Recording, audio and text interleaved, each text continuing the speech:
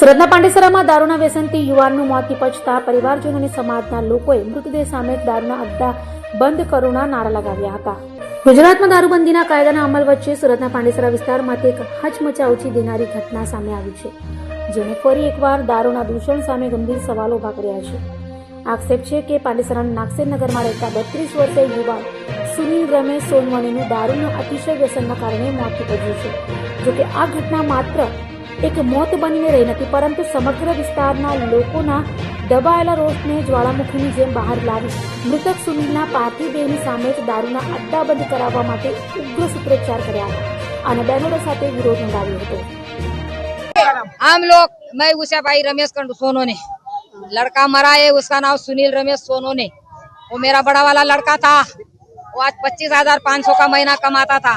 वो दारू का व्यसन लगा दिया, वो दारू पी पी के उसकी किडनी सड़ गई। मैं सब रिपोर्ट का फोटो बनाऊंगी, सब मोहल्ला में लगाऊंगी। आज मैं रो रही, ऐसी कोई माँ रोना भी नहीं चाहिए। किसी बहन का भाई जाता है, किसी माँ का लड़का जाता है, किसी बाप का बेटा जाता है।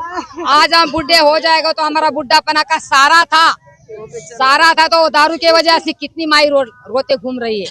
हाँ, किसी माँ का लड़का नहीं जाना चाहिए, हमको दारू बंद चाहिए।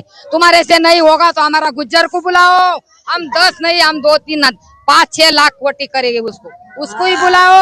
और हमको उधर नहीं चाहिए, पुलिस स्टेशन हमारे सामने गली में चाहिए। इधर थैली में माथे पे भर वायर की थैली में 2-3 गुंडा, 2-3 संडास के बाजू में, इधर के बाजू में चुप के गली में बेचते। हम लोग को सब पता है, पर अब आदमी शांत नहीं बैठेगे। और कोई माली भैया दिख जाएगा ना तो उसको मैं पथराई मारूंगी। हाँ, पुलिस को पथराई मारूंगी।